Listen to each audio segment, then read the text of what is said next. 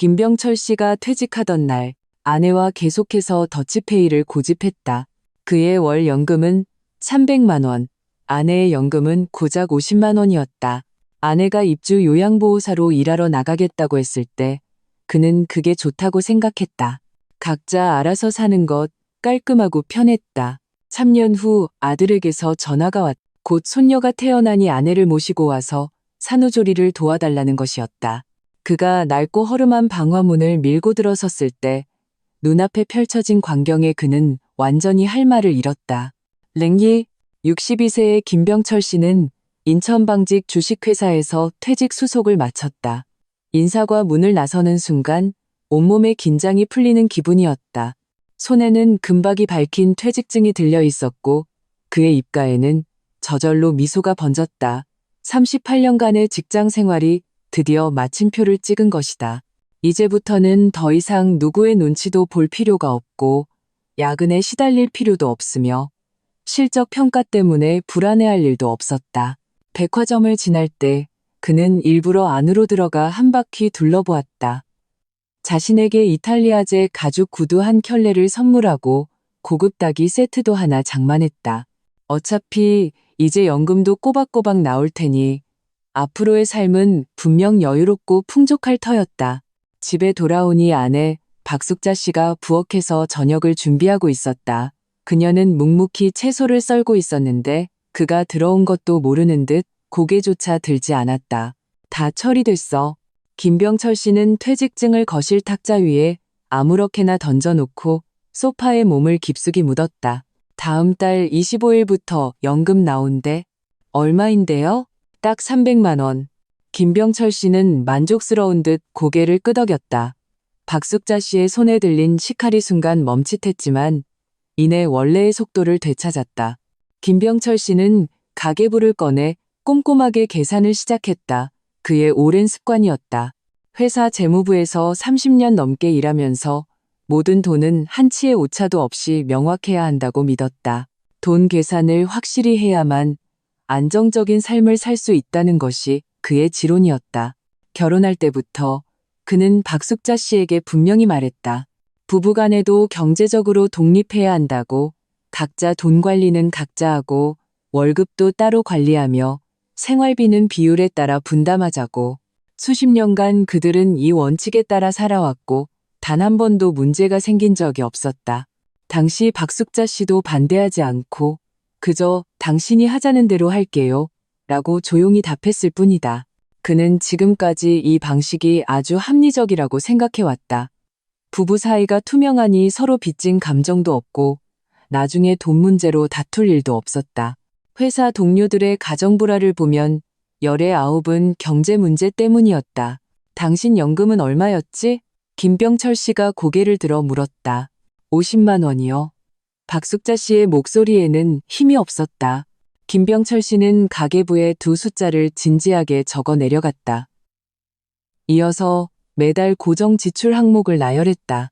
아파트 관리비 10만 원, 수도 전기가스 요금 평균 12만 원, 두 사람 식비 최소 60만 원, 기타 생활용품비 8만 원. 그는 쌀이나 기름, 소금을 사는 돈까지 고려하며 유난히 꼼꼼하게 계산했다.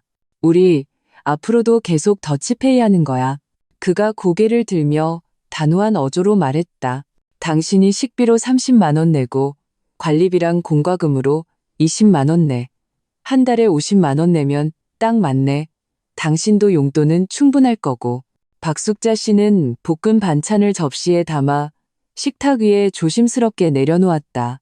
그녀의 동작은 너무나 조용해서 거의 소리가 들리지 않았다. 제 연금은 이렇게 적은데 생활비를 그렇게 많이 내야 하나요? 그녀가 작은 목소리로 물었다. 당연하지. 김병철 씨는 당연하다는 듯 대답했다. 내가 많이 버는 건 내 능력이야.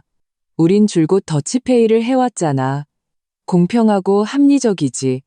불공평하다고 생각하면 그냥 각자 알아서 해. 나 혼자 밥 해먹고 당신도 알아서 해먹고 어차피 나 혼자도 편하고 좋아. 그가 이 말을 할 때 그의 말투에는 조금의 망설임도 없었다. 그는 늘 주변 사람들에게 부부 사이에 가장 무서운 것은 경제적으로 불분명한 것이라고 말해왔다. 그래야 서로 손해봤다고 생각하지 않고 관계를 이어갈 수 있다는 것이었다. 불공평하다고 말한 건 아니에요. 박숙자 씨는 자리에 앉아 천천히 저녁을 먹기 시작했다.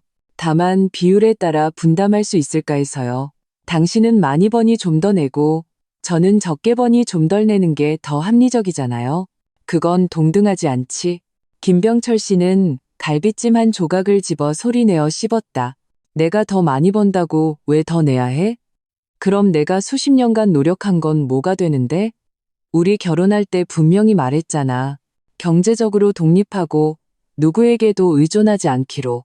내가 그때 분명히 당신한테 설명했어. No. 박숙자 씨는 고개를 숙이고 밥을 먹다가 한참 만에 한마디를 내뱉었다. 그럼 제가 밖에 나가서 일을 할게요. 일이라고? 김병철 씨는 잠시 멍해져 젓가락을 내려놓았다. 당신 나이가 63세인데 무슨 일을 해? 그리고 집에 있는 것도 괜찮잖아. 밥하고 드라마나 보면서 지내면 얼마나 편해. 주민센터에서 입주 요양보호사를 구하던데요. 월급 250만 원에 숙식 제공이래요. 박숙자 씨가 고개를 들었다. 그녀의 눈가가 약간 붉어져 있었다. 한번 해보고 싶어요. 당신이 요양보호사를 하겠다고? 김병철 씨는 미간을 잔뜩 찌푸렸다. 그거 남 시중 드는 일이잖아. 퇴직한 사람이 그런 일을 하려고? 남 시중 드는 게 어때서요? 박숙자 씨는 자리에서 일어나 그릇을 치우기 시작했다. 집에서 빈둥거리는 것보다는 낫죠. 그것도 능력껏 돈 버는 일인데 부끄럽지 않아요. 마음대로 해. 김병철 씨는 소파에 기대 신문을 펼쳤다. 어쨌든 당신이 원한다면야. 용돈도 더 벌 수 있고 괜찮네. 당신이 퇴직하고 집에서 심심해하다가 병이라도 날까봐 걱정했는데 이렇게 하니 좋네. 돈도 벌고 몸도 움직이고 일석이조야. 그는 진심으로 그렇게 생각했다. 박숙자 씨가 요양보호사로 나가면 돈도 벌고 집에서 무료하게 지낼 필요도 없으니 얼마나 좋은가. 게다가 고용주 집에서 살면 그는 집에서 혼자 더 자유롭게 지낼 수 있었다. 하고 싶은 건 뭐든 할 수 있었다. 링얼. 다음 날 아침 박숙자 씨는 일찍 주민센터로 향했다. 김병철 씨는 집에서 11시가 다 돼서야 일어났다. 식탁에는 밥과 김치찌개가 놓여 있었고 그 옆에는 메모지가 눌려 있었다. 아침 식사 데워서 드세요. 주민센터 다녀올게요. 그는 메모지를 구겨 쓰레기통에 던졌다. 이 여자 꽤 진심이군. 아침 일찍부터 서두르다니. 그렇게 생각했다. 기상 후 그는 은퇴 후의 삶을 계획하기 시작했다. 우선 건강관리를 잘해야 했다. 매일 아침 공원에 가서 체조를 하고 오후에는 동네 어르신들과 장기를 두거나 낚시를 할 생각이었다. 그리고 그동안 가고 싶었지만 가지 못했던 명소들을 모두 둘러볼 계획이었다. 설악산, 경주, 제주도. 그는 수첩에 상세한 목록을 작성하고 각 장소마다 예상 경비를 적었다. 점심때쯤 박숙자 씨가 돌아왔다. 얼굴에는 뚜렷한 피로감이 있었지만 눈빛에는 희미한 빛이 감돌았다. 어떻게 됐어? 계약했어? 김병철 씨는 고개도 들지 않고 물었다. 네, 계약했어요. 박숙자 씨는 자신의 옷가지를 정리하기 시작했다. 내일부터 그 댁으로 출근해요. 입주 근무고 한 달에 이틀 쉬어요. 그거 괜찮네. 김병철 씨는 고개를 끄덕였다. 집에 생활비 보내는 거 잊지 마. 우리 약속한 거 알지? 각자 돈 관리는 각자 하는 거. 박숙자 씨의 손이 잠시 멈칫했지만 이내 옷을 계속 접었다. 한 달에 50만 원이면 충분할까요? 충분하고 말고 김병철 씨는 아주 만족스러워했다. 봐, 당신 한 달에 200만 원이나 저축할 수 있잖아. 집에서 노는 것보다 훨씬 낫지. 그런데 고용주 집은 어떤 상황이야? 아들은 지방에서 일하고 아버님 혼자 계신데요. 돌봐줄 사람이 필요하다고. 할아버님께서 뇌졸중으로 쓰러지셔서 거동이 불편하시대요. 아, 그럼 그리 힘들진 않겠네. 김병철 씨는 계속 신문을 봤다. 노인 한 분 돌보는 거 예전에 공장 다니던 것보단 훨씬 수월하겠지. 열심히 해. 월급도 그만하면 괜찮은 편이고. 박숙자 씨는 옷을 여행 가방에 쑤셔 넣고 세면도구도 챙겼다. 모든 과정은 이상할 정도로 조용했고 오직 지퍼를 잠그는 소리만 들렸다. 그녀는 옷장을 열었다. 안에는 낡은 옷 몇 벌이 걸려 있었다. 가장 최근에 산 옷도 7년 전의 것이었다. 그녀는 잠시 망설이다가 전부 챙겨 넣었다. 그렇게 많이 챙겨가서 뭐해? 김병철 씨가 힐끗 쳐다봤다. 자리만 차지하게. 고용주 집에 옷장이 없겠어? 필요해요. 박숙자 씨는 간단히 대답했다. 저녁 7시 반, 그녀는 여행 가방을 끌고 현관에 섰다. 그럼 저 갈게요. 김병철 씨는 소파에서 일어나 문가로 걸어갔다. 길 조심하고. 참, 그 집이 어느 동네야? 동구요, 공단 근처 그쪽이요. 거기 꽤 먼데. 김병철 씨는 미간을 찌푸렸다. 하지만 입주근문이 오히려 편하겠네. 차비 낭비하면서 왔다 갔다 할 필요 없으니까. 무슨 일 있으면 전화하고. 박숙자 씨가 문을 열고 한 발짝 나섰다. 숙자 씨, 김병철 씨가 그녀를 불렀다. 그녀가 돌아섰다. 잊지 마. 매달 생활비 보내야 해. 우리 약속했잖아. 각자 관리하기로. 그리고 몸 조심하고 너무 무리하지 말고. 박숙자 씨는 그를 바라보았다. 그녀의 눈빛에 어떤 감정이 스쳐 지나갔지만 이내 평온을 되찾았다. 알았어요. 문이 조용히 닫혔다. 김병철 씨는 거실로 돌아와 텅 빈 방을 보며 깊은 숨을 내쉬었다. 갑자기 마음이 아주 편안해졌다. 드디어 혼자만의 삶을 살 수 있게 된 것이다. 먹고 싶은 건 마음대로 해 먹고 보고 싶은 TV 프로그램 마음대로 볼 수 있었다. 누구의 간섭도 받지 않고 그녀의 입맛을 고려할 필요도 없고 그녀의 습관에 맞춰줄 필요도 없었다. 얼마나 자유로운가. 그는 냉장고를 열어 시원한 맥주 한 캔을 꺼냈다. 소파에 누워 TV를 켜고 스포츠 채널로 돌렸다. 이것이야말로 은퇴 생활의 참모습이었다. 냉산, 날은 그렇게 하루하루 흘러갔다. 김병철 씨의 은퇴 생활은 더없이 여유로웠다. 매일 아침 늦잠을 자고 일어나 대충 라면을 끓이거나 냉동 만두를 데워 아침을 해결했다. 식사를 마치면 아파트 단지 내 정원으로 내려갔다. 그곳에는 매일 장기를 두는 노인들이 모여 있었다. 어이, 김영감 왔나? 오늘 나랑 한판 붙을 사람? 김병철 씨는 장기판 앞에 앉아 이 영감과 포진을 짰다. 댁의 부인은 어딨어? 한동안 안 보이던데. 이 영감이 무심코 물었다. 포를 넘기고 요양보호사로 일하러 갔어. 입주 근무라 한 달에 이틀밖에 안 와. 김병철 씨는 말을 옮겼다. 잘 됐지 뭐. 돈도 더 벌고 심심해하지도 않고 아깝지 않아? 옆에 있던 박영감이 웃었다. 남들은 퇴직하고 부부끼리 오붓하게 지내던데 자네는 부인을 남 시중들게 하다니. 본인이 원해서 간 거야. 김병철 씨는 대수롭지 않게 말했다. 게다가 그 사람 연금이 적어서 나가서 돈 안 벌면 뭐 하겠어. 집에서 있어 봐야 답답하기만 하지. 자네 연금은 300만 원이 넘는다며? 그 사람 버는 돈이 그렇게 중요한가? 이 영감이 물었다. 그건 다르지. 김병철 씨는 진지하게 말했다. 우린 줄곧 더치페이를 해왔어. 각자 돈은 각자 쓰는 거지. 명확하고 투명하게. 그 사람이 돈을 더 벌고 싶다는데 내가 막을 이유가 없지. 그건 그 사람의 자유야. 그리고 사람은 일이 있어야 해. 안 그러면 매일 집에서 우울하게 지내다가 병나기 십상이라고. 저기 최 영감네 부인 봐. 퇴직하고 매일 집에만 있더니 반년 만에 우울증 걸렸잖아. 박 영감은 고개를 저었다. 자네 참. 내가 뭐 어쨌다고? 김병철 씨는 기분이 상했다. 나는 그 사람의 선택을 존중하는 거라고. 가기 싫다는 사람을 내가 억지로 보냈겠어? 우린 부부지 주종 관계가 아니라고. 몇몇 노인들은 서로를 쳐다볼 뿐 더 이상 아무 말도 하지 않았다. 장기를 다 두고 김병철 씨는 시장에 가서 장을 봐왔다. 집에 와서 대충 볶아 먹으면 한 끼 식사가 해결됐다. 혼자 밥을 해 먹으니 확실히 간단했다. 먹고 싶은 걸 마음대로 만들 수 있었다.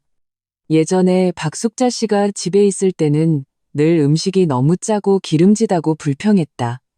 이제는 양념을 얼마나 넣든 상관없었다.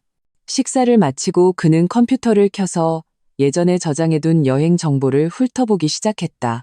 은퇴야말로 여행의 황금기였다. 수십 년간 회사에서 바쁘게 일하느라 제대로 된 휴가 한번 못 가봤다. 이제는 시간도 많고 모아둔 돈도 있었다. 어디든 갈 수 있었다. 그는 여행사 사이트에서 설악산 등반 단체 관광 상품을 발견했다. 가격도 저렴했다. 4박 5일에 80만 원. 김병철 씨는 망설임 없이 신청했다.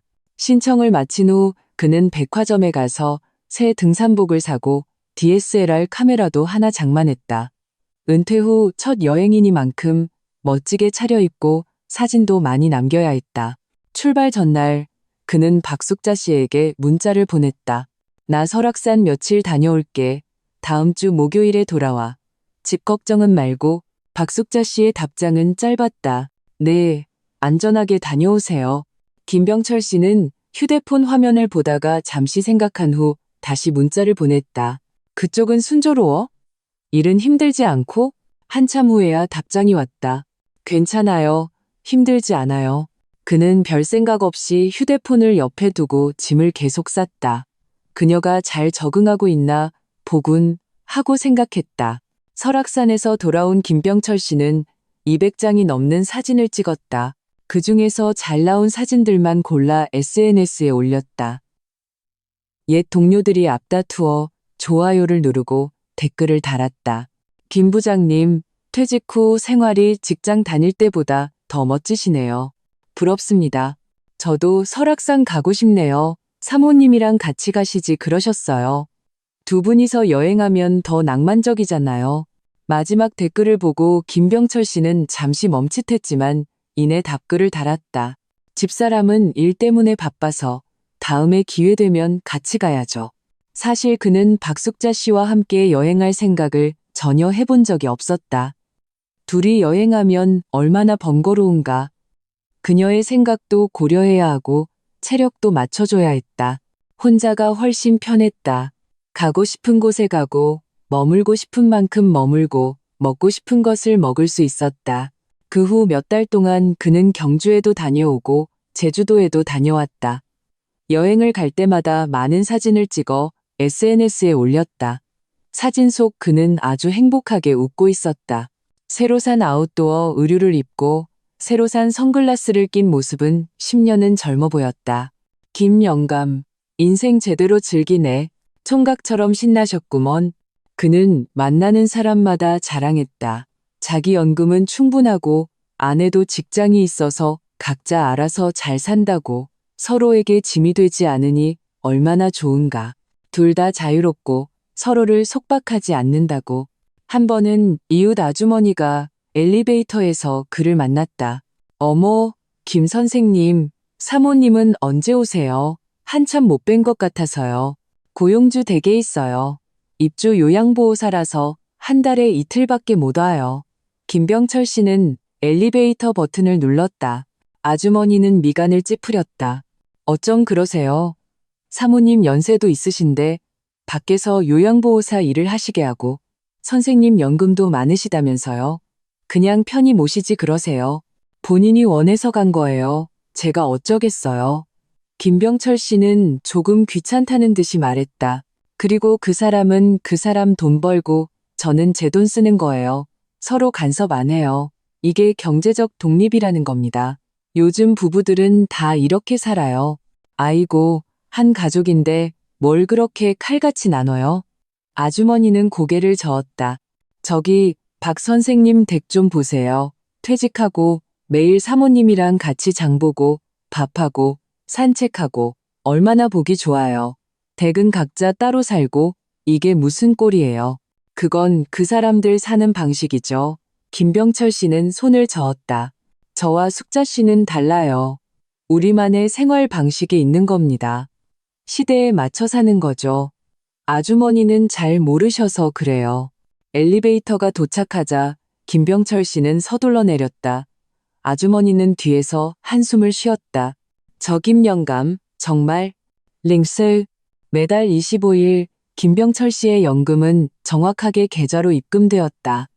그는 그중 일부는 여행에 쓰고 일부는 생활비로 썼으며 나머지는 저축했다. 통장 잔고가 조금씩 늘어나는 것을 보며 그는 마음속으로 큰 만족감을 느꼈다. 매달 20일 박숙자 씨도 약속대로 50만 원을 집으로 송금했다. 김병철 씨는 입금 알림을 받으면 그녀에게 문자를 보냈다. 돈 받았어. 박숙자 씨는 그저 내라고만 답했다. 가끔 김병철 씨가 물었다. 그쪽은 괜찮아? 박숙자 씨는 괜찮아요.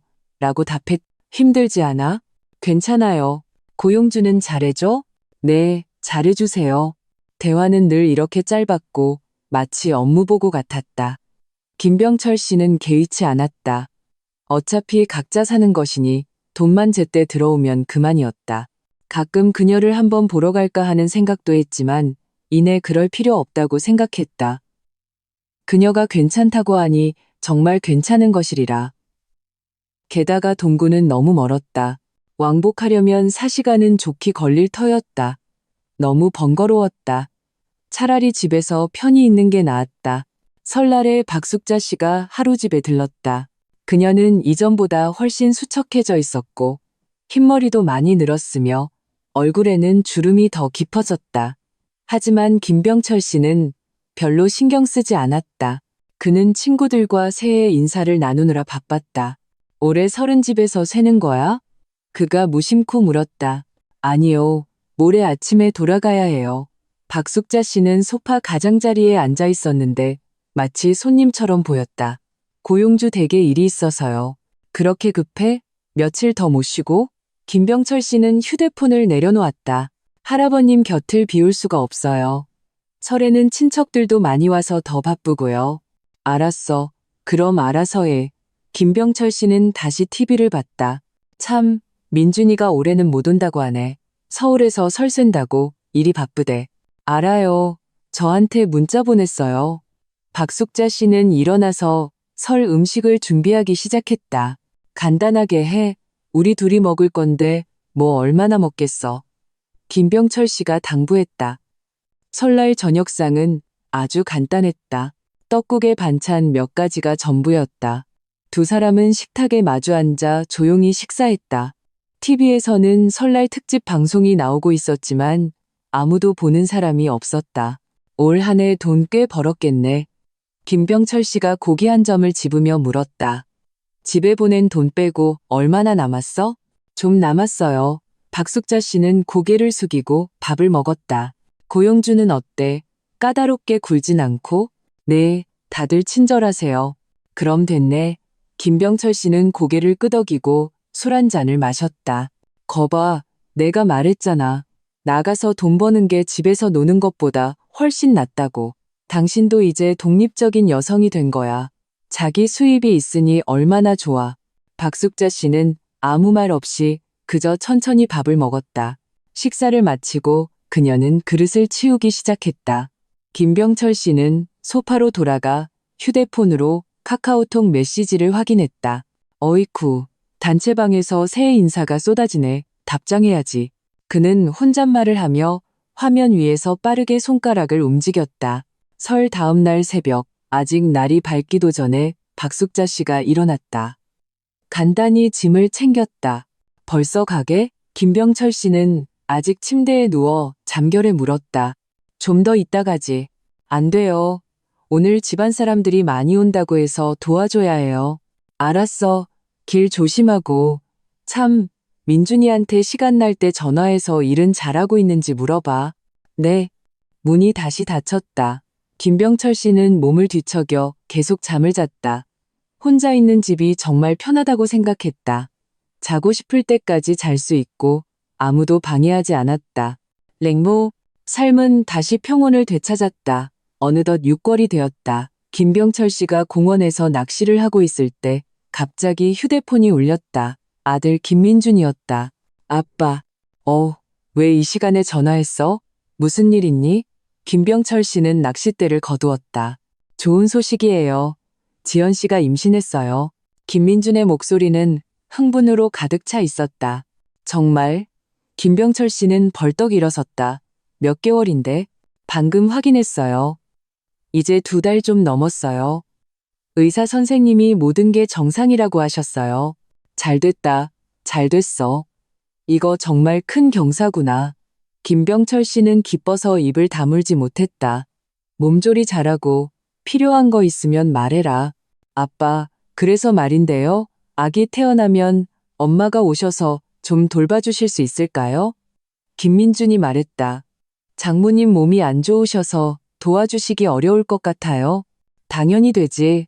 김병철 씨는 생각할 것도 없이 대답했다. 그때 맞춰서 엄마 오시라고 할게. 밖에서 요양보호사 일도 거의 3년이나 했으니 이제 돌아와서 편히 쉬어야지. 게다가 자기 손녀 돌보는 건데 당연히 좋아할 거고. 그러면 저랑 지연 씨도 마음이 놓이겠어요. 김민주는 안도의 한숨을 내쉬었다. 아기가 좀 더 크면 출산 예정일이 정확히 나올 거예요. 그때 미리 아빠랑 엄마한테 연락드릴게요. 전화를 끊고 김병철 씨는 공원을 몇 바퀴나 돌았다. 낚시도 그만두었다. 그가 할아버지가 된다니. 그것도 손녀라니. 이건 하늘이 내린 경사였다. 그는 즉시 박숙자 씨에게 전화를 걸었다. 여보세요? 박숙자 씨의 목소리는 지쳐 보였다. 숙자 씨, 좋은 소식이야. 지연이가 임신했대. 우리가 할아버지, 할머니가 됐어. 그래요? 박숙자 씨의 말투에는 별다른 감흥이 없었다. 잘 됐네요. 아기 태어나면 당신이 와서 돌봐줘야 해. 민준이가 그러는데 지연이 엄마는 몸이 안 좋아서 못 도와주신대. 그때 되면 일 그만두고 집에서 편안하게 손녀 돌봐. 우리 친손녀잖아. 전화기 저편에서 몇 초간 침묵이 흘렀다. 그때 가서 얘기해요. 박숙자 씨의 목소리는 아주 작았다. 그때 가서 얘기하다니 무슨 소리야? 김병철 씨는 미간을 찌푸렸다. 우리 손녀라고, 친손녀. 할머니인 당신이 안 돌보면 누가 돌봐? 알아요. 하지만 지금은 제가 자리를 비울 수가 없어요. 박숙자 씨가 말했다. 고용주댁 할아버님 상태가 안 좋으셔서 지금 꼭 사람이 필요할 때예요. 그럼 그만두면 되잖아. 김병철 씨가 그녀의 말을 끊었다. 목소리가 높아졌다. 손녀가 중요해. 일이 중요해. 당신 대체 왜 그래? 요양보호사를 평생 할 거야? 그 월급이 얼마나 중요하다고. 좀 더 생각해 볼게요. 박숙자 씨가 말했다. 뭘 생각해? 뚜. 전화가 끊겼다. 김병철 씨는 휴대폰을 보며 화가 치밀었다. 이 여자 대체 왜 이러는 거야? 손녀가 태어난다는데 그깟 일을 그만두지 못해? 한 달에 250만 원이 그렇게 대단해?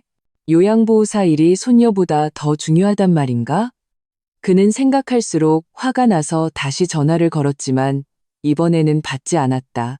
그 후 몇 달 동안 박숙자 씨는 계속 요양보호사 일을 했고 그만둘 기미를 보이지 않았다. 김병철 씨가 몇 번 전화를 걸었지만 그녀는 늘 좀 더 지켜보자, 생각해보겠다. 지금은 정말 자리를 비울 수 없다는 말만 반복했다. 김병철 씨의 불만은 점점 커져만 갔다. 10월의 어느 오후, 김병철 씨는 며느리 최지연에게서 전화를 받았다. 아버님, 저 지연이에요. 오, 지연이냐. 몸은 어떠니? 김병철 씨는 찻잔을 내려놓았다. 네, 괜찮아요. 아기도 건강하고요. 최지연은 잠시 머뭇거렸다. 아버님, 드릴 말씀이 있어서요. 무슨 일이니? 말해보렴. 어머님이 아기 돌봐주러 오시는 문제 때문에요. 최지연의 목소리에는 난처함이 묻어 있었다. 민준 씨가 어머님께 몇 번 말씀드렸는데 어머님께서 일을 그만두기 싫어하시는 것 같아요. 나도 안다. 나도 얘기해봤어. 김병철 씨는 조금 민망해졌다. 일 때문에 자리를 비울 수 없다고 하더구나. 하지만 아버님, 제 출산 예정일이 2월 초예요. 이제 곧 나아야 해요. 최지연의 목소리에는 불안감이 서려 있었다. 저희 엄마는 몸이 안 좋아서 정말 못 도와주시거든요. 어머님이 안 오시면 저희는 어떻게 해야 할지 모르겠어요. 걱정 마라. 내가 꼭 오시게 할 테니. 김병철 씨는 가슴을 치며 장담했다. 아기의 할머니인데 손녀를 돌보러 오지 않을 리가 있겠니. 그럼 정말 감사하겠습니다. 아버님. 최지연은 안도의 한숨을 내쉬었다. 부탁드릴게요. 전화를 끊고 김병철 씨는 다시 박숙자 씨에게 전화를 걸었다. 이번에는 한참 만에 받았다. 여보세요. 숙자 씨, 방금 지연이한테서 전화 왔어. 김병철 씨의 말투는 다소 엄격했다. 출산 예정일이 2월 초래. 당신 도대체 언제 돌아올 거야? 설마 정말 산후도우미를 쓰게 할 셈이야? 그건 너무 남 같잖아. 저는 박숙자 씨의 목소리에는 망설임이 가득했다. 지금 정말 자리를 비울 수가 없어요. 자리를 비울 수 없다고? 김병철 씨는 화가 치밀었다. 당신 도대체 뭘 어쩌자는 거야? 우리 손녀라고, 친손녀, 할머니가 돼서 손주 돌보러 오지 않는 게 말이 돼? 남들이 우리를 어떻게 보겠어? 돌아오기 싫다는 게 아니에요. 박숙자 씨의 목소리는 더 작아졌다. 그럼 싫다는 거잖아. 김병철 씨가 그녀의 말을 끊었다. 당신은 그깟 일이 아까운 거야. 그 돈이 아까운 거지. 한 달에 250만 원이 뭐 그리 대단하다고. 당신 태도 좀 봐. 제 말 좀 들어보세요. 안 들어. 김병철 씨의 목소리가 커졌다. 알아서 해. 어쨌든 할 말은 했으니까. 손녀 태어나는데도 안 돌아오면 나 원망하지 마. 그는 전화를 끊고 소파에 앉아 씩씩거렸다. 이 여자 정말 점점 더 이상해지고 있었다. 가정에 대한 개념이 조금도 없었다. 랭류 1월 초 날씨는 점점 추워졌다. 김병철 씨는 매일 박숙자 씨의 연락을 기다렸지만 그녀는 먼저 연락하지 않았다. 그가 몇 번 더 전화를 걸었지만 박숙자 씨의 태도는 여전히 모호했다. 좀 더 기다려봐요. 고용주와 상의해 볼게요. 할아버님 몸이 요즘 안 좋으셔서 지금은 정말 자리를 비울 수가 없어요. 방법을 좀 더 생각해 볼게요. 김병철 씨는 들을수록 화가 났다. 지금이 어떤 때인데 아직도 방법을 생각한단 말인가. 손녀가 곧 태어나는데 1월 20일 밤 10시가 넘은 시각 김병철 씨가 막 잠자리에 들려던 참이었다. 갑자기 휴대폰이 울렸다. 아빠, 지연 씨가 곧 나을 것 같아요. 양수가 터졌어요. 지금 병원이에요. 김민준의 목소리는 다급하고 불안했다. 김병철 씨는 번개처럼 침대에서 벌떡 일어났다. 잠이 확 달아났다. 어느 병원이야? 여성병원이요. 산부인과요. 빨리 오세요. 김병철 씨는 허둥지둥 옷을 챙겨 입고 외투를 걸친 채 집을 뛰쳐나갔다. 복도의 불은 모두 꺼져 있었다. 그는 어둠 속에서 계단을 내려오다 발을 헛디딜 뻔했다. 택시를 잡아타고 병원으로 미친 듯이 달려갔다. 산부인과는 7층이었다. 김병철 씨는 계단을 뛰어 올라가느라 숨이 턱까지 차올랐고 심장은 미친 듯이 뛰었다. 김민준이 분만실 밖에서 초조하게 서성이고 있었다. 아버지를 보자마자 급히 다가왔다. 아빠, 오셨어요? 그래, 어떠냐? 지연이는 괜찮아? 김병철 씨는 거친 숨을 몰아쉬며 물었다. 아직 안에 있어요. 의사 선생님이 지켜봐야 한다고? 어쩌면 제왕절개를 해야 할지도 모른대요. 김민주는 얼굴이 새하얗게 질려 있었고 이마에는 땀이 송골송골 맺혀 있었다. 엄마는요? 오셨어요? 연락했는데 자리를 비울 수 없다고 하셨어. 김병철 씨는 이 말을 할 때 목소리가 떨렸다. 내가 지금 데리러 가려고. 뭐라고요? 김민주는 멍하니 서 있었다. 지금이 어떤 때인데 자리를 비울 수가 없어요? 제 아내가 곧 아기를 낳는다고요? 할머니라는 분이 자리를 비울 수 없다고요? 고용주 댁 할아버지가 당신 없이는 안 된다고 하더구나. 김병철 씨도 난처했다. 김민주는 굳은 얼굴로 말이 없었다. 잠시 후 그는 깊은 숨을 내쉬었다. 아빠, 제가 주소 보내드릴게요. 그는 휴대폰을 꺼냈다. 지금 바로 가서 엄마를 모시고 와주세요. 엄마가 동의하든 안 하든 오늘 밤 반드시 병원으로 모시고 와야 해요. 지금 김병철 씨는 시간을 확인했다. 벌써 11시가 다 되어가고 날씨도 이렇게 추운데. 네, 지금요. 김민준의 말투는 단호했다. 눈이 붉게 충혈되어 있었다. 제 딸이 곧 태어나요. 저는 엄마가 여기 계셔야 해요. 다른 사람이 아니라 제 엄마가 필요해요. 하지만 자리를 비울 수 없다고 하잖니? 아빠? 김민준이 갑자기 목소리를 높였다. 그냥 바로 가세요. 엄마가 뭐라고 하시든 상관 말고요. 이건 제 부탁이고 지연 씨의 부탁이기도 해요. 설마 지연 씨가 아기 낳는데 시어머니조차 곁에 없는 걸 그냥 보고만 계실 건가요? 김병철 씨는 아들의 붉어진 눈시울을 보고 마음이 약해졌다. 알았다, 알았어. 바로 갈게. 그는 휴대폰에 주소를 받아 적고 병원을 나섰다. 밤바람은 칼날처럼 차가웠다. 김병철 씨는 외투를 단단히 여미고 택시를 잡았다. 기사님, 동구의 이 주소로 가주세요. 그는 휴대폰을 기사에게 보여주었다. 기사는 주소를 보고 미간을 찌푸렸다. 이렇게 늦은 시간에 거길 가신다고요? 거긴 꽤 외진 곳인데 급한 일이라서요. 좀 서둘러 주세요. 차는 한참을 달렸다. 갈수록 길은 외지고 주변 건물들은 낡아갔다. 가로등은 희미했고 길은 좁아졌다. 양옆으로는 낡고 낮은 빌라들이 늘어서 있었고 외벽은 군데군데 벗겨져 있었다. 창문 너머로 희미한 불빛이 새어나왔다. 가끔 길가에서 노점을 정리하는 상인들이 보였다. 바닥은 축축했다. 김병철 씨는 창밖을 보며 점점 불안해졌다. 박숙자 씨가 이런 곳에서 일한다고? 환경이 너무 열악하잖아. 기사님, 여기가 맞나요? 김병철 씨는 창밖을 보며 확신이 서지 않았다. 네, 여기가 맞아요. 찾으시는 곳은 저기 저 빌라예요. 4층 402호. 김병철 씨는 요금을 내고 차에서 내렸다. 눈앞에 빌라를 올려다보았다. 건물은 아주 낡았고 외벽 페인트는 대부분 벗겨져 회색 시멘트가 드러나 있었다. 1층 벽에는 각종 전단지가 덕지덕지 붙어 있었고 복도 입구에는 낡은 상자와 폐가구가 쌓여 있었다. 곰팡이 냄새와 쓰레기 냄새가 섞여 코를 찔렀다. 복도에는 엘리베이터가 없었고 희미한 센서 등은 고장 나 있었다. 김병철 씨는 휴대폰 손전등을 켜고 계단을 오르기 시작했다. 계단은 아주 좁았고 난간에는 두꺼운 먼지가 쌓여 있어 만지니 끈적거렸다. 벽에 흰 페인트는 누렇게 변색되어 있었고 군데군데 곰팡이가 피어 있었다. 층마다 계단 참에는 잡동사니가 쌓여 있었다. 1층, 2층, 3층. 그의 다리는 점점 무거워졌고 숨은 가빠졌다. 무릎이 쑤시고 허리가 아파왔다. 4층에 도착했다. 복도는 조용했고 오직 그의 발소리와 숨소리만 들렸다. 벽에는 누렇게 변색된 공지문 몇 장이 붙어 있었고 바닥에는 담배꽁초와 정체 모를 쓰레기가 흩어져 있었다.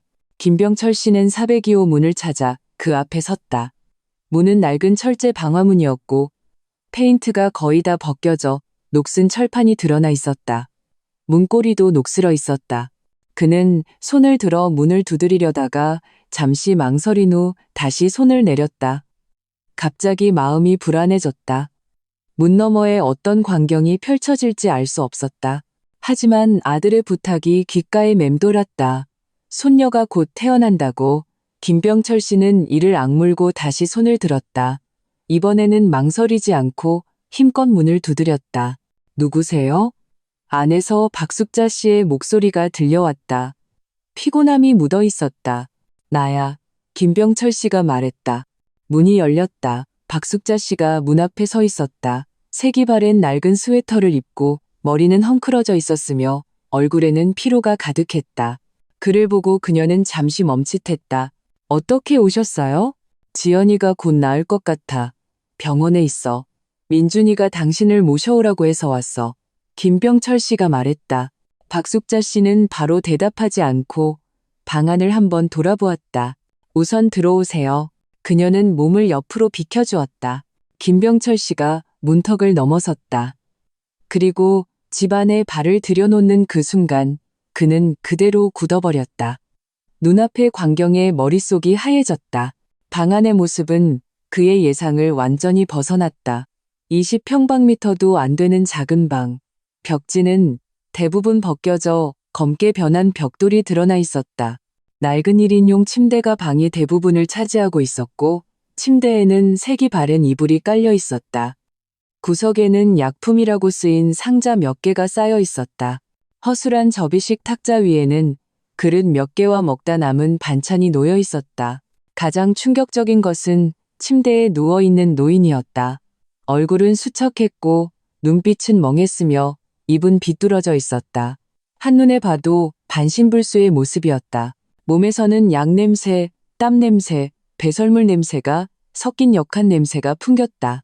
박숙자 씨는 침대 옆에 무릎을 꿇고 노인의 몸을 닦아주고 있었다. 그녀의 손은 굳은 살과 동상으로 가득했고 손톱 밑에는 지워지지 않는 때가 끼어 있었다. 김병철 씨는 드디어 깨달았다. 지난 3년간 아내가 일했다는 곳은 번듯한 고용주의 집이 아니었다. 그녀는 이렇게 낡고 허름한 작은 방에서 완전히 거동이 불가능한 노인을 밤낮으로 돌보고 있었던 것이다. 도와주는 사람도 휴식도 없이 하루 24시간 대기하며 밥을 먹이고 몸을 닦고 자세를 바꿔주고 기저귀를 갈고 배설물을 치우는 것.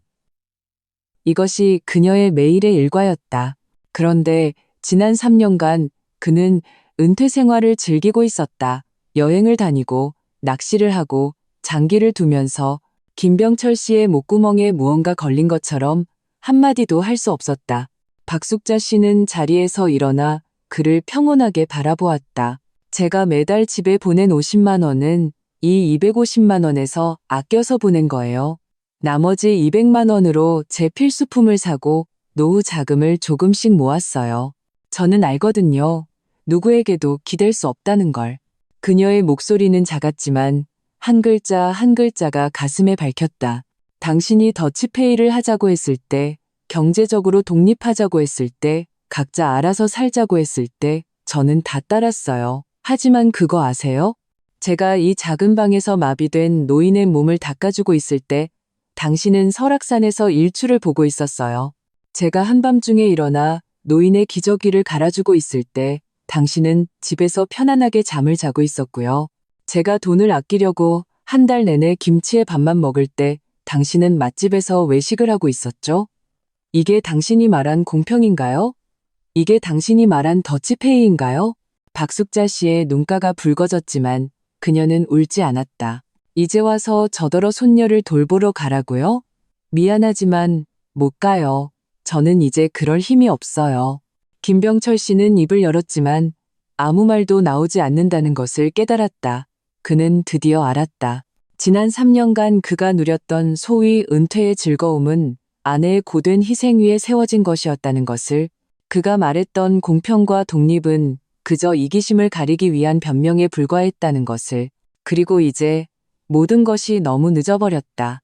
문 밖에서는 차가운 바람이 울부짖었고 방 안은 죽음처럼 고요했다.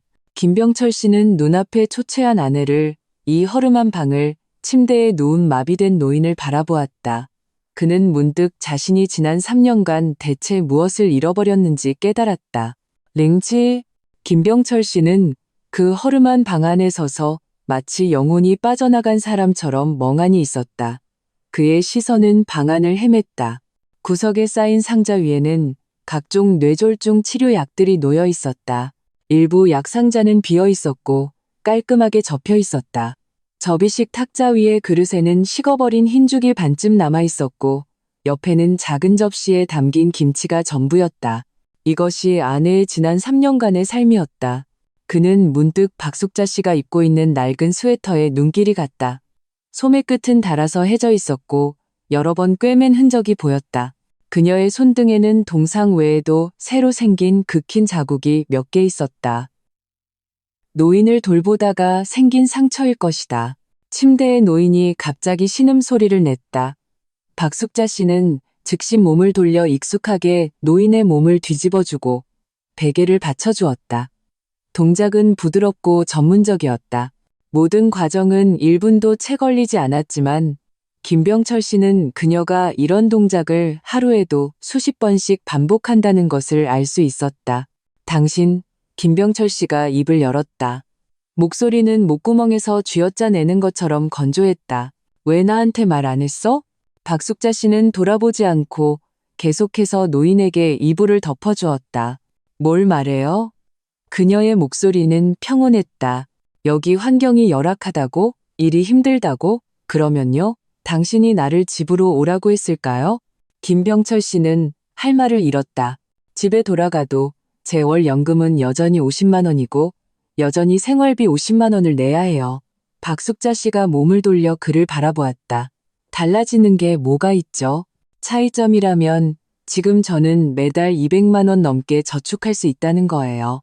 나중에 늙고 병들었을 때 적어도 손에 돈이 좀 있으면 누구에게도 아쉬운 소리 안 해도 되잖아요.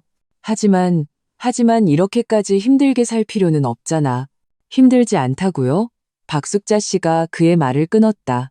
집에서 밥하고 빨래하고 청소하는 건 힘들지 않은가요? 그런 노동은 노동으로 쳐주지도 않잖아요. 다만 집에서 일하면 월급이 없고 여기서 일하면 월급이 있다는 차이뿐이에요. 그녀는 창가로 걸어가 낡은 커튼을 쳤다. 창밖은 칠흑 같은 어둠이었고 멀리 희미한 가로등 몇 개가 보였다. 그거 아세요? 처음에 당신이 더치페이를 하자고 했을 때 저는 사실 마음속으로 이미 알았어요. 박숙자 씨의 목소리는 마치 혼잣말처럼 조용했다. 당신은 공평을 원한 게 아니었어요. 당신은 그저 자유를 원했던 거죠. 책임을 지지 않아도 되는 결혼 생활, 언제든 발을 뺄 수 있는 관계를 원했던 거예요. 아니야, 맞아요. 박숙자 씨가 돌아섰다. 그녀의 눈빛은 그 어느 때보다도 맑고 단호했다. 저는 수년간 계속 생각했어요. 왜 우리는 부부인데도 이렇게까지 명확하게 계산해야 할까? 나중에야 깨달았죠.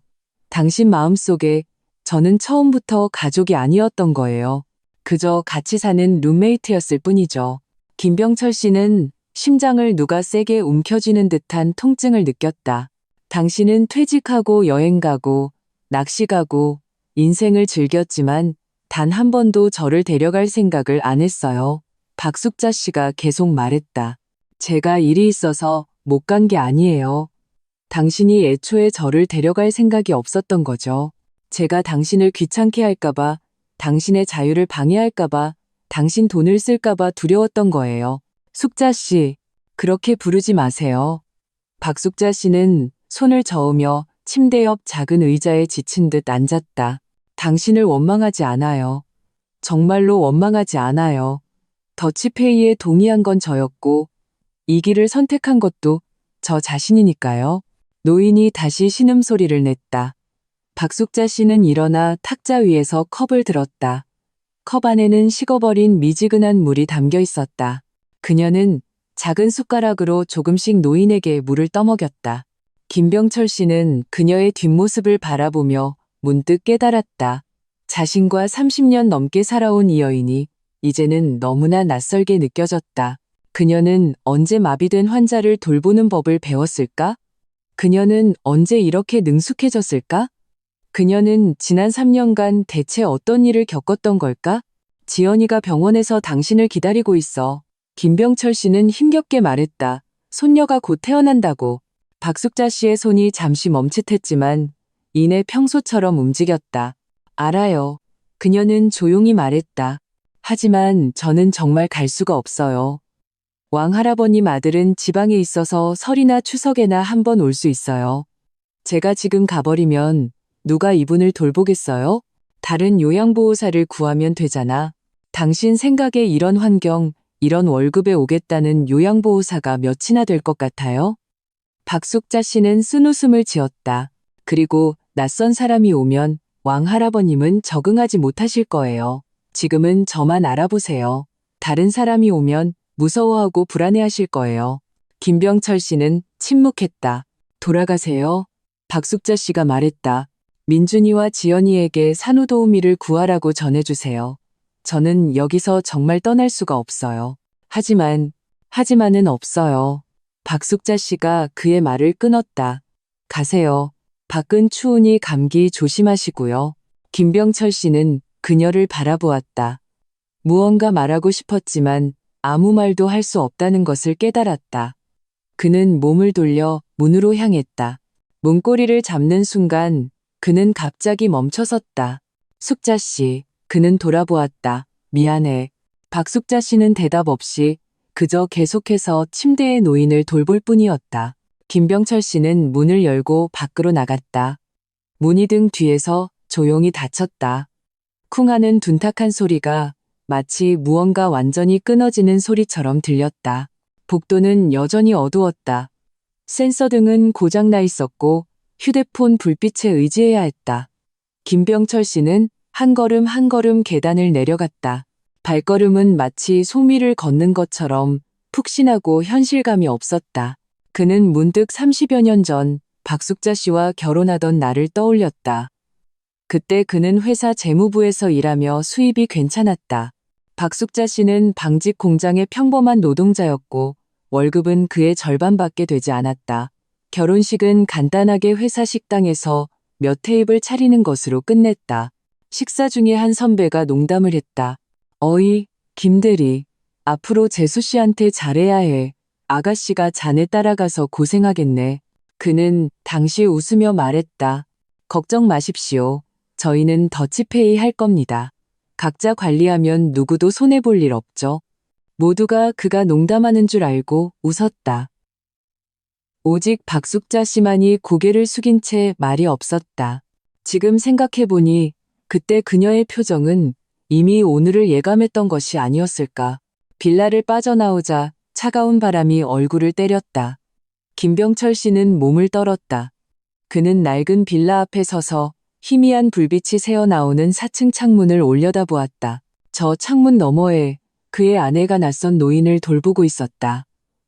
그런데 그는 지난 3년간 단 한 번도 그녀를 보러 올 생각을 하지 않았다. 갑자기 휴대폰이 울렸다. 김민준이었다. 아빠, 어떻게 됐어요? 엄마 오신대요? 김병철 씨는 그 창문을 바라보며 한참 동안 침묵했다. 그분은 자리를 비울 수가 없단다. 전화기 저편에서 김민준의 억눌린 분노가 느껴졌다. 자리를 비울 수가 없다고요? 도대체 뭘 하고 계시는데요? 손녀가 태어나는 것보다 더 중요한 일이 있어요? 마비된 노인을 돌보고 계셔. 김병철 씨의 목소리는 아주 작았다. 아무도 돌봐줄 사람이 없는 노인이야. 그게 엄마랑 무슨 상관인데요? 그건 그냥 일이잖아요. 그만두면 되죠? 민준아, 김병철 씨가 아들의 말을 끊었다. 내 엄마 말이 맞다. 너희는 산후도우미를 구하렴. 전문 산후도우미가 내 엄마보다 아기를 더 잘 돌볼 거야. 하지만은 없어. 김병철 씨는 방금 박숙자 씨가 했던 말을 되풀이했다. 이만 끊자. 나도 곧 병원으로 돌아갈게. 그는 전화를 끊고 다시 한번 그 창문을 바라본 후 몸을 돌려 떠났다. 링바. 병원에 돌아왔을 때는 이미 새벽이시였다. 분만실 밖에서 김민주는 긴 의자에 앉아 두 손으로 머리를 감싸고 있었다. 완전히 지쳐 보였다. 김병철 씨를 보자마자 그는 벌떡 일어섰다. 아빠, 엄마는요? 안 오신다. 김병철 씨는 자리에 앉았다. 지연이는 어떠니? 김민준의 얼굴이 굳어졌다. 아직 안에 있어요. 의사 선생님이 새벽은 되어야 나을 것 같다고 하셨어요. 그는 잠시 말을 멈췄다. 엄마, 정말 안 오세요? 김병철 씨는 고개를 끄덕였다. 왜요? 김민준의 목소리가 커졌다. 도대체 무슨 생각을 하시는 거예요? 손녀가 태어나는데 할머니라는 분이 오시지도 않다니. 민준아, 김병철 씨는 한숨을 쉬었다. 일이 네가 생각하는 것만큼 간단하지가 않다. 그럼 어떤데요? 김민주는 격앙되었다. 제가 아는 건 제 아내가 곧 아기를 낳는다는 거고 제 엄마는 극간 요양보호사 일 때문에 돌아오기 싫어한다는 것뿐이에요. 김병철 씨는 아들을 보며 문득 생각했다. 자신의 젊은 시절 모습이 바로 저러지 않았을까. 자기중심적이고 당연하게 여기고 다른 사람의 처지는 전혀 고려하지 않는 모습. 너, 내 엄마가 지난 3년간 어떻게 살았는지 아니? 그가 조용히 물었다. 김민주는 잠시 멈칫했다. 요양보호사 일 하셨잖아요. 입주 근무에 숙식 제공, 한 달에 250만 원. 집에서 노는 것보다 훨씬 낫죠? 그 말은 너무나 익숙하게 들렸다. 3년 전 김병철 씨도 똑같이 말했기 때문이다.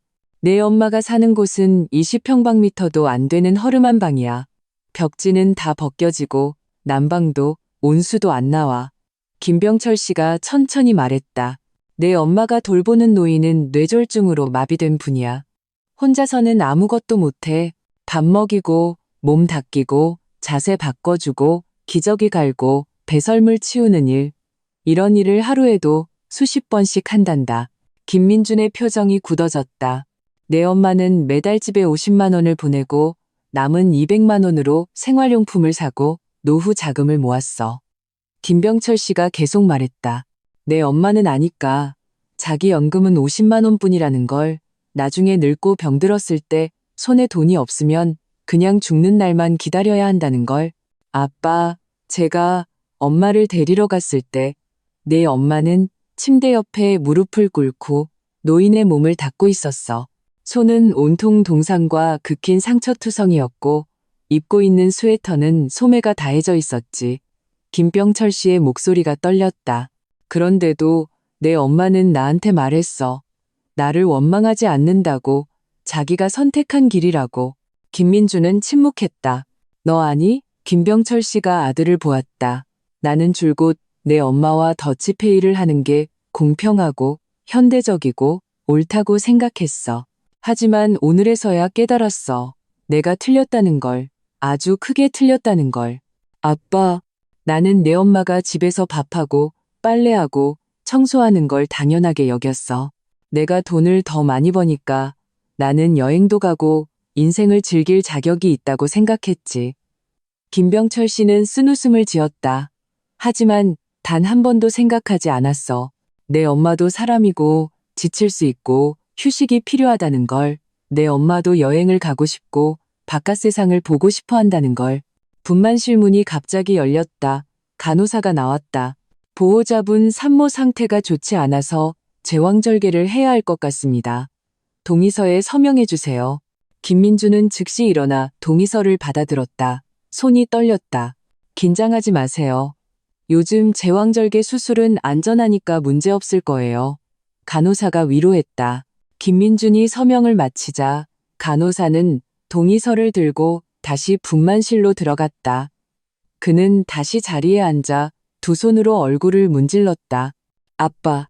그의 목소리는 아주 낮았다. 제가 잘못한 것 같아요. 뭘 잘못해? 엄마를 억지로 오시라고 하면 안 됐어요. 김민준이 말했다. 저는 제게 엄마가 필요하다는 생각만 했지, 엄마가 밖에서 어떻게 지내시는지는 전혀 생각하지 않았어요. 마치 아빠가 예전에 아빠의 은퇴 생활만 생각하고 엄마의 감정은 전혀 생각하지 않았던 것처럼요. 김병철 씨는 말이 없었다. 어렸을 때 기억나요? 김민준이 갑자기 말했다.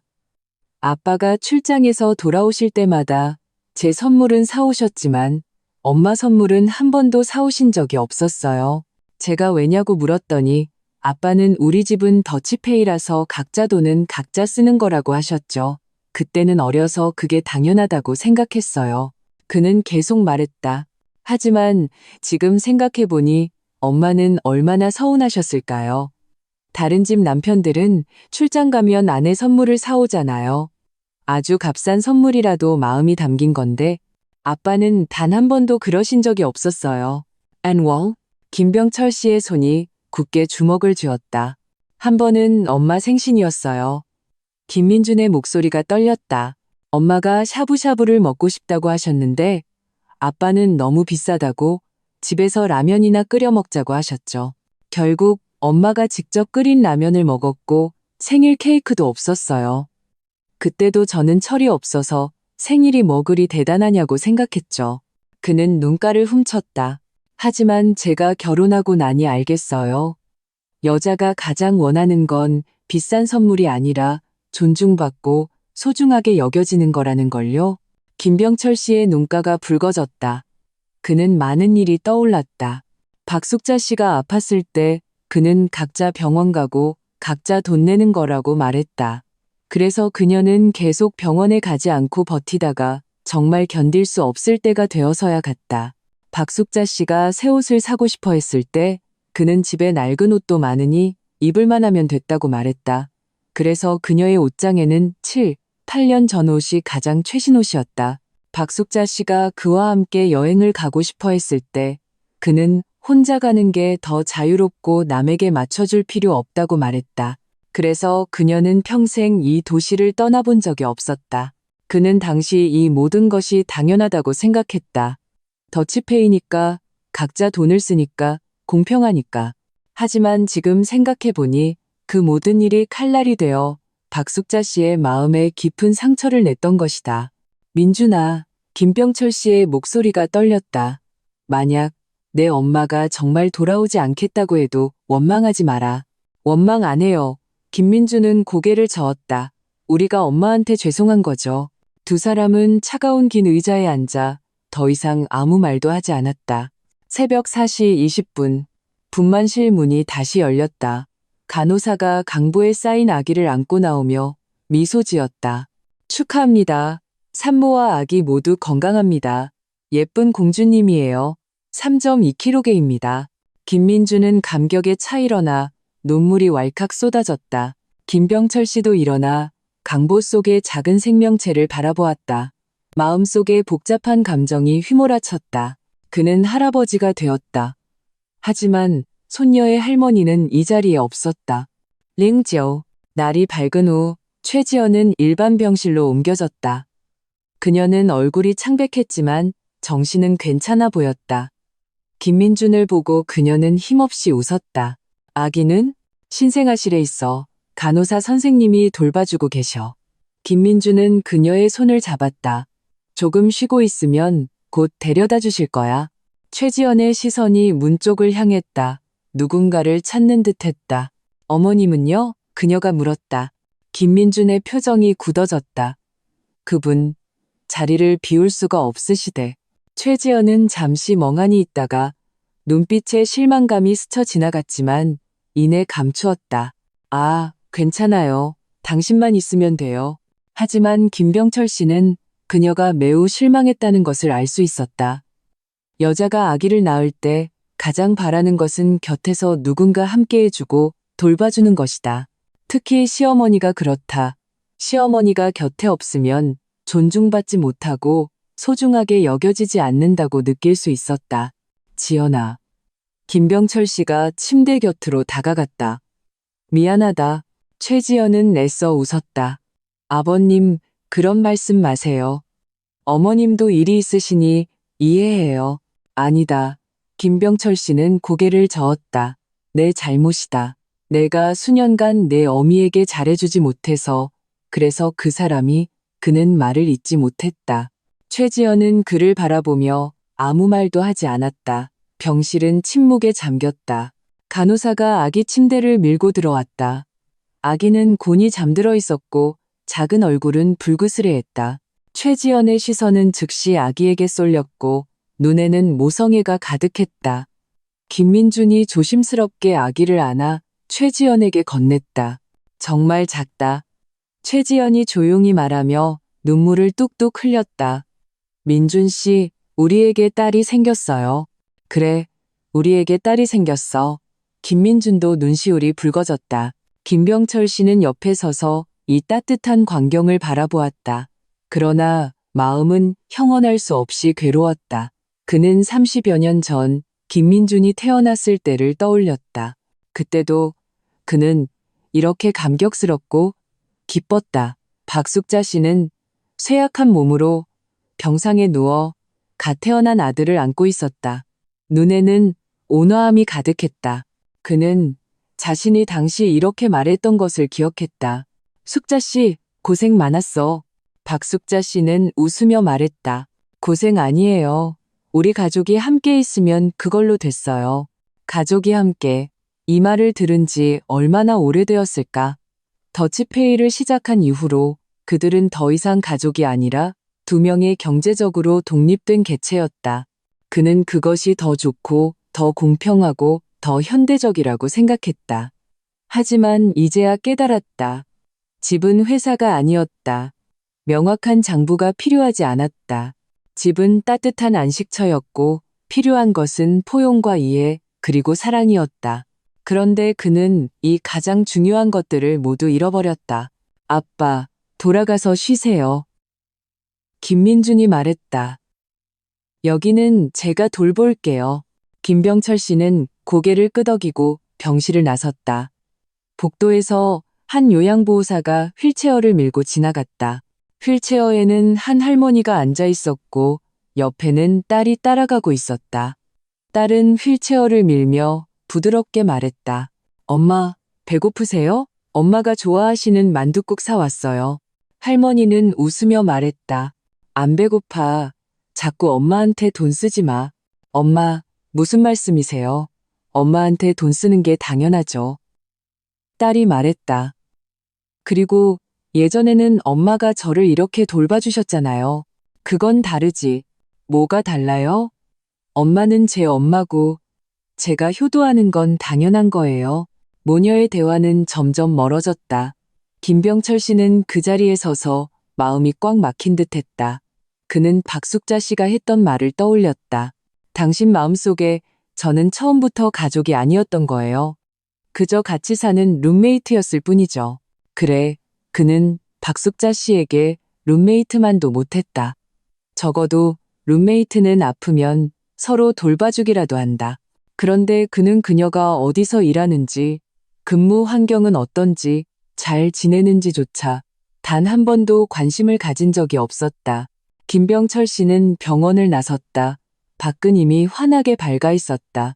아침 햇살이 몸에 쏟아졌지만 조금의 따스함도 느껴지지 않았다. 그는 휴대폰을 꺼내 박숙자 씨에게 전화를 걸려 했지만 손가락은 화면 위에서 멈췄고 결국 다시 내려놓았다. 무슨 말을 할 수 있을까? 미안하다고? 내가 틀렸다고? 우리 다시 시작하자고? 이런 말들은 너무나 공허하고 무력하게 들릴 뿐이었다. 상처는 이미 생겼고 균열은 이미 벌어졌다.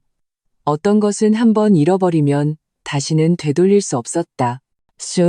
그 후 일주일 동안 김병철 씨는 매일 병원을 찾았다. 최지연이 퇴원한 후 그는 자발적으로 산후도우미를 불렀고 모든 비용을 부담했다. 김민주는 조금 놀랐다. 아빠, 이 비용은 저희가 내야죠. 아니다. 김병철 씨는 손을 저었다. 이건 내가 해야 할 일이다. 네 엄마가 없으니 할아버지인 내가 이 정도 책임은 져야지. 산후도우미는 전문적이었고 아기와 최지연을 잘 돌봐주었다. 하지만 김병철 씨는 느낄 수 있었다. 최지연은 입 밖으로 내지는 않았지만 마음속으로는 여전히 서운해하고 있다는 것을. 산후도우미가 아무리 전문적이라도 시어머니의 정을 대신할 수는 없었다. 어느 날 김병철 씨는 아파트 단지에서 이웃 아주머니를 만났다. 어머, 김 선생님, 손녀 태어났다고 들었어요. 축하해요. 아주머니가 웃으며 말했다. 사모님은 오셔서 돌봐주시죠? 김병철 씨는 고개를 저었다. 아직 일하고 있어요. 아주머니의 미소가 굳어졌다. 아직도 요양보호사 일을 하세요? 손녀가 태어났는데도 안 돌아오시고요? 제 잘못입니다. 김병철 씨가 그녀의 말을 끊었다. 제가 수년간 그 사람에게 잘해주지 못했어요. 아주머니는 놀랐다. 늘 자신만만하던 김병철 씨가 이런 말을 할 줄은 몰랐기 때문이다. 아니, 김 선생님, 아주머니, 만약 아주머니 남편께서 더치페이를 하자고 각자 돈은 각자 쓰고 아파도 신경 안 쓰고 여행도 혼자 다니셨다면 어땠을 것 같으세요? 김병철 씨가 갑자기 물었다. 아주머니는 잠시 생각하더니 말했다. 그랬으면 진작에 이혼했죠. 부부가 같이 사는 건 서로 돌보고 의지하기 위해서잖아요. 그렇게 칼같이 나누면 그게 무슨 부부예요? 맞아요. 김병철 씨는 쓴웃음을 지었다. 그런데 저는 바로 그렇게 했어요. 저는 그게 공평하고 현대적이라고 생각했죠. 이제 와서야 그게 이기적이었다는 걸 알았어요. 아주머니는 한숨을 쉬었다. 김 선생님, 지금이라도 깨달았으니 다행이네요. 아직 기회가 있을 때 사모님께 잘해주세요. 기회가 있을지 모르겠어요. 김병철 씨의 목소리는 낮았다. 어떤 것은 한번 잃어버리면 다시는 돌아오지 않으니까요. No. 집으로 돌아온 김병철 씨는 텅 빈 거실에 앉아 있었다. 그는 TV를 켰지만 아무 소리도 들리지 않았다. 휴대폰을 들어 박숙자 씨와의 대화 기록을 훑어보았다. 가장 최근의 대화는 지난달 그가 돈 받았냐고 물었던 것이었다. 그녀는 받았다고 답했다. 그 외에는 다른 대화가 없었다. 그는 기록을 거슬러 올라가며 그들의 대화가 언제나 이렇게 짧고 차갑고 사무적이었다는 것을 발견했다. 언제부터였을까? 마치 처음부터 그랬던 것 같았다. 더치페이 때문에, 각자 관리했기 때문에 그들 사이의 대화조차 업무 보고처럼 변해버렸다. 김병철 씨는 문득 생각했다. 사실 결혼한 지 몇 년 안 됐을 때 박숙자 씨는 그에게 회사 일도 얘기하고 이웃집 험담도 하고 미래에 대한 꿈도 얘기하곤 했다. 하지만 점점 그녀는 말이 없어졌다. 그녀가 말을 할 때마다 그는 신문을 보거나 계산을 하고 있었고 건성으로 하고 대답했다. 시간이 흐르자 그녀는 더 이상 말하지 않았다. 집은 점점 더 조용해졌다. 무서울 정도로 조용해졌다. 김병철 씨는 일어나 침실로 들어갔다. 박숙자 씨의 옷장은 그대로 있었고 안에는 낡은 옷 몇 벌이 걸려 있었다. 그는 서랍을 열었다. 안에는 작은 물건들, 낡은 앨범, 일기장, 그리고 오래된 편지들이 있었다. 그는 앨범을 집어들고 첫 장을 넘겼다. 그들의 결혼 사진이었다. 그때 박숙자 씨는 겨우 25살이었고 아주 달콤하게 웃고 있었다. 눈은 반짝였고 미래에 대한 기대로 가득 차 있었다. 그는 계속해서 앨범을 넘겼다. 갓 태어난 김민준을 안고 있는 박숙자 씨의 사진이 있었다.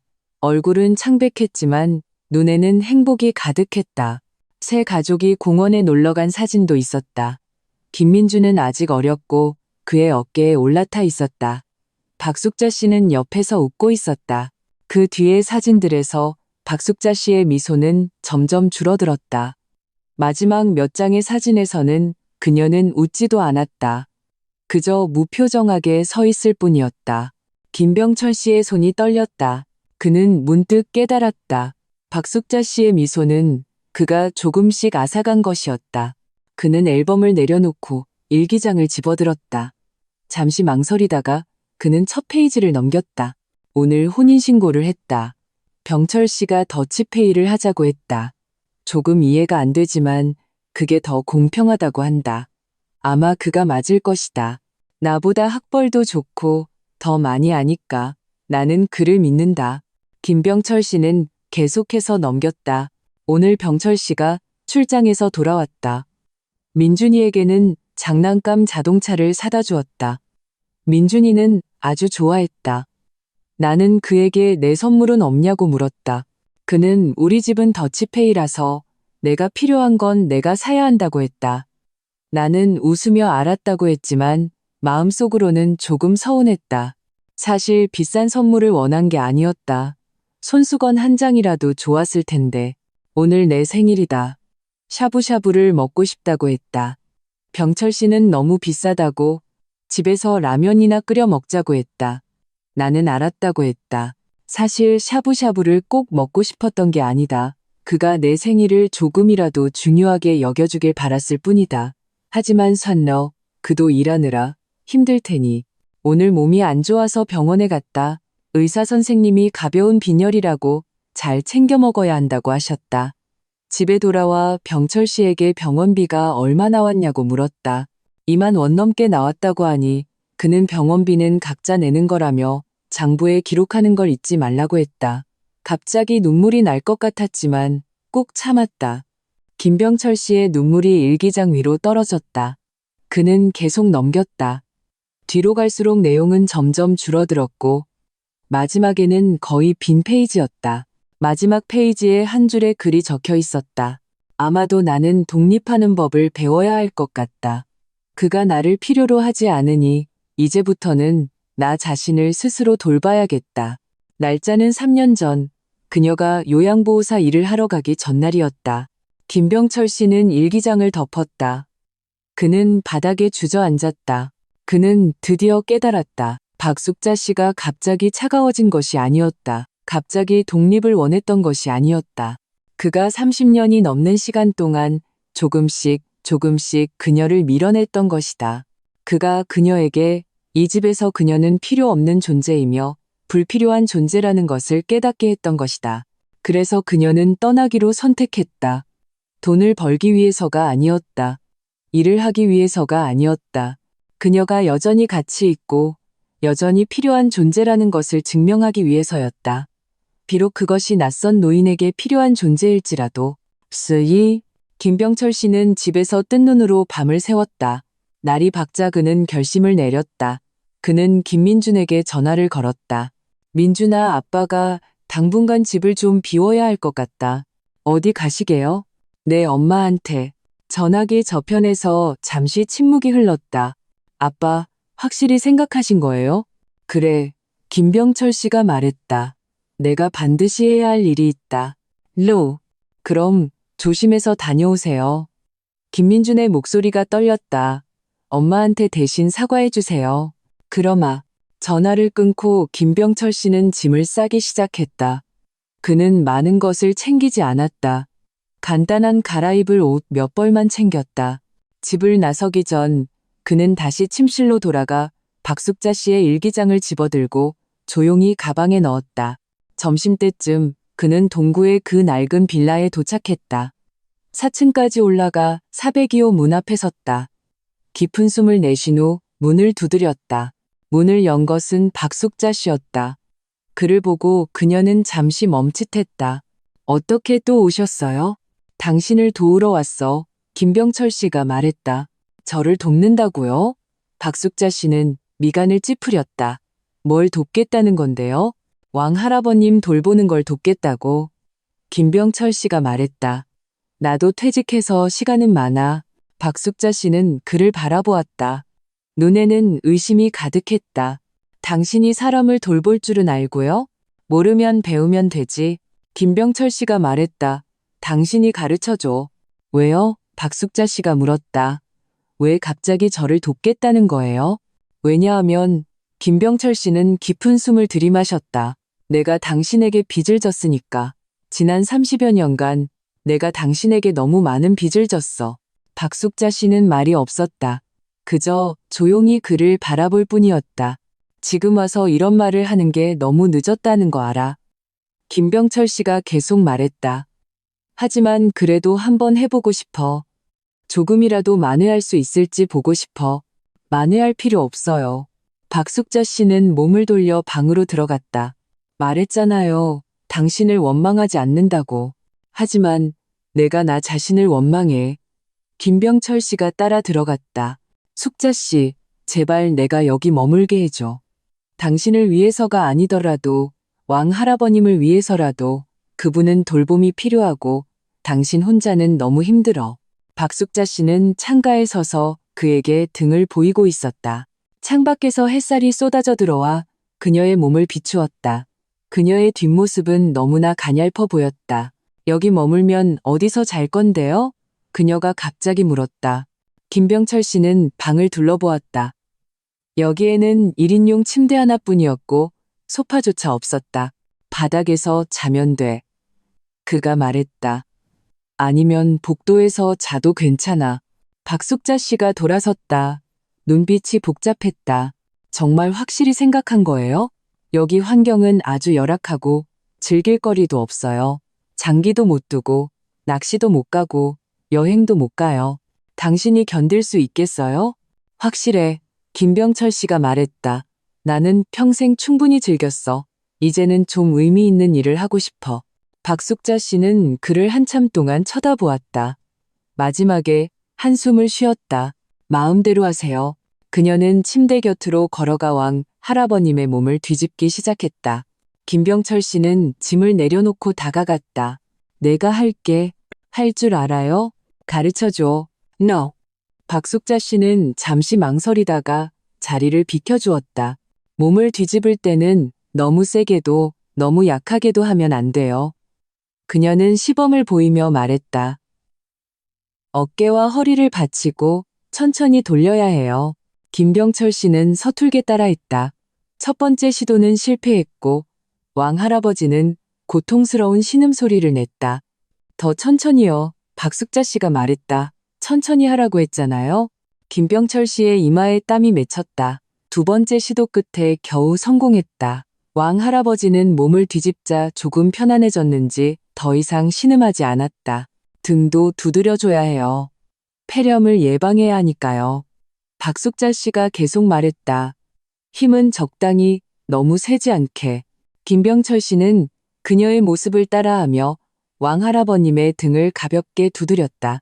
처음에는 아주 서툴렀지만 점차 요령을 터득했다. 그것은 그가 평생 처음으로 완전히 낯선 사람을 돌보는 경험이었다. 예전에는 자기 아내가 아파도 귀찮아서 돌보지 않고 각자 알아서 하라고 말했었다. 하지만 이제 그는 깨닫기 시작했다. 누군가를 돌보는 것은 단순히 책임감의 문제가 아니라 감정의 표현이라는 것을. 박숙자 씨는 그의 서툰 모습을 보며 눈빛에 복잡한 감정이 스쳐 지나갔다. 쓰야. 그 후로 김병철 씨는 정말로 그곳에 머물렀다. 낮에는 박숙자 씨를 따라 왕할아버님을 돌보는 법을 배웠다. 밥 먹이기, 몸 닦기, 자세 바꿔주기, 기저귀 갈기, 배설물 치우기. 예전에는 상상조차 할 수 없었던 일들을 이제는 직접 해야 했다. 처음에는 역겹고 힘들었다. 몇 번이나 포기하고 싶었다.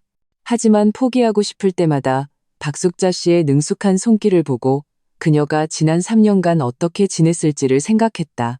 그는 이를 악물고 버텼다. 밤에는 바닥에서 잤다. 박숙자 씨가 낡은 나무 판자 몇 개를 찾아와 낡은 이불을 깔아주었다. 그것이 그의 침대였다. 딱딱하고 추웠지만 그는 불평하지 않았다. 수년간 박숙자 씨가 겪은 고통은 이보다 훨씬 더 컸다는 것을 알았기 때문이다.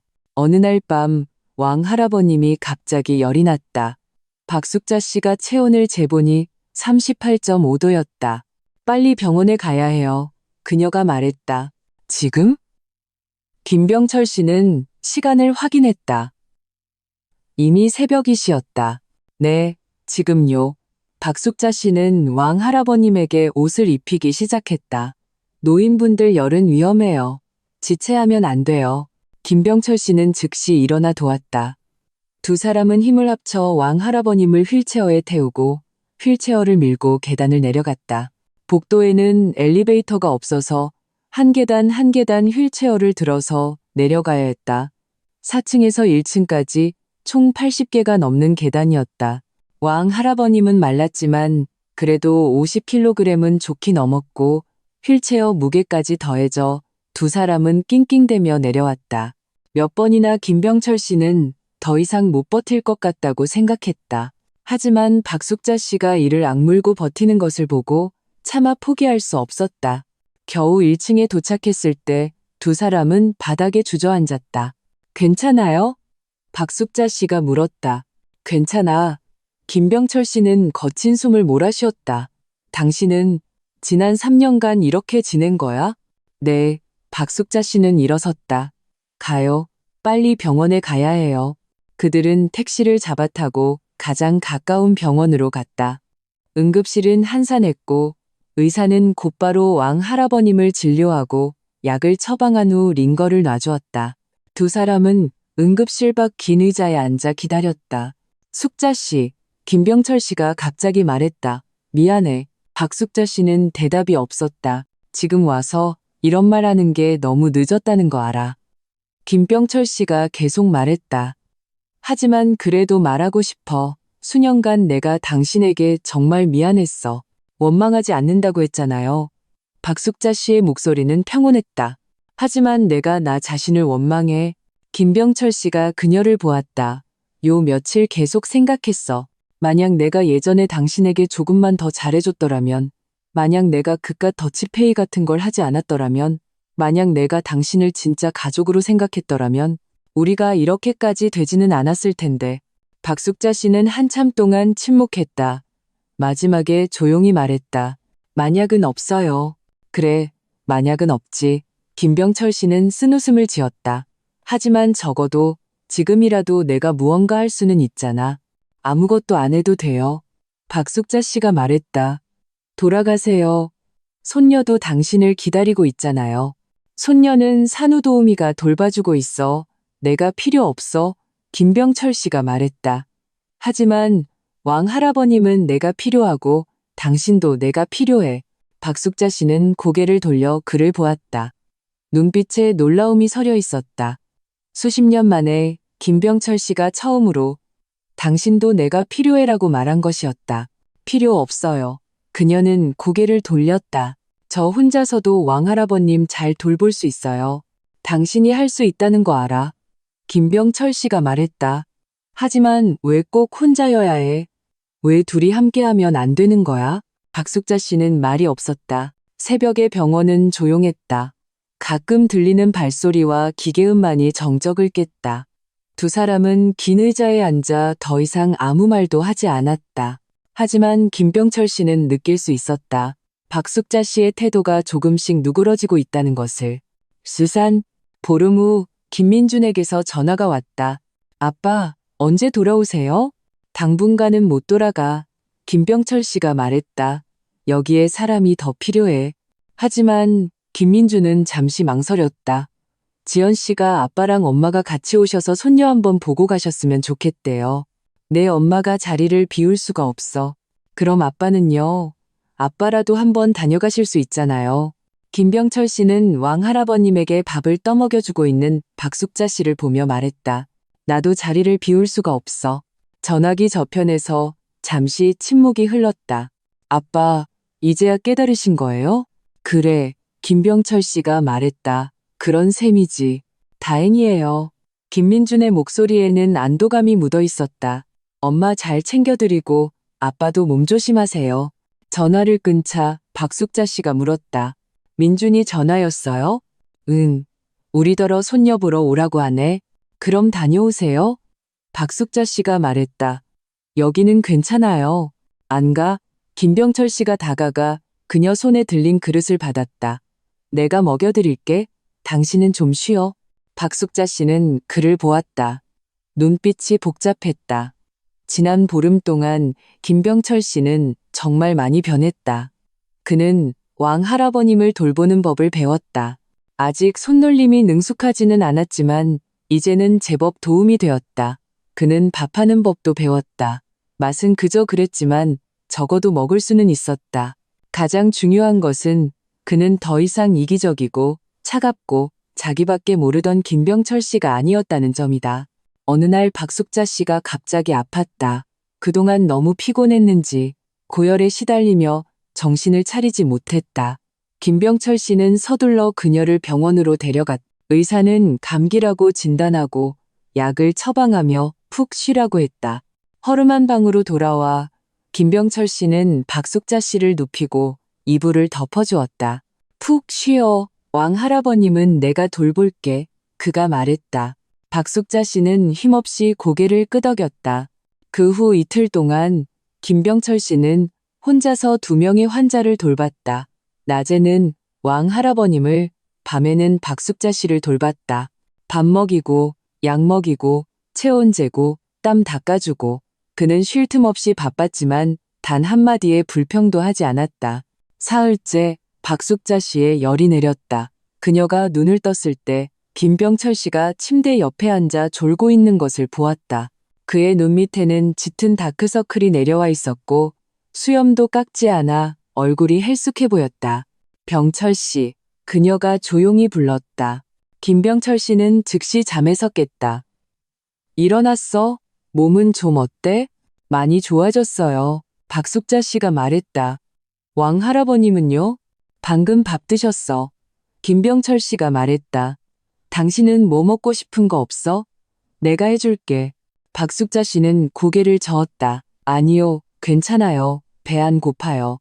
그녀는 김병철 씨의 헬쑥한 모습을 보며 마음속에 복잡한 감정이 솟아올랐다. 이틀 동안 힘들었죠? 그녀가 말했다. 안 힘들어. 김병철 씨가 말했다. 이건 내가 당연히 해야 할 일이야. 박숙자 씨의 눈가가 붉어졌다.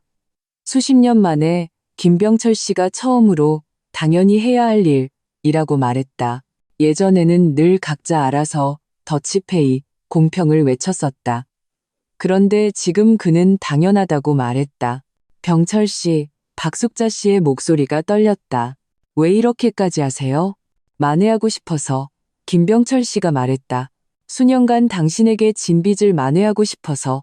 하지만 박숙자 씨의 눈에서 눈물이 떨어졌다. 하지만 어떤 것은 만회할 수 없는 것도 있어요. 알아. 김병철 씨가 그녀의 손을 잡았다. 내가 당신에게 너무 깊은 상처를 줬다는 거 알아. 당신이 나를 영원히 용서하지 못할 수도 있다는 것도 알아. 하지만 적어도 내가 만회할 수 있게 기회를 줘. 응? 박숙자 씨는 아무 말도 하지 않았다. 그저 눈물이 흐르게 내버려 두었다. 수년간 쌓였던 서러움, 고통, 실망이 그 순간 모두 터져나왔다. 김병철 씨는 그녀를 조용히 품에 안았다.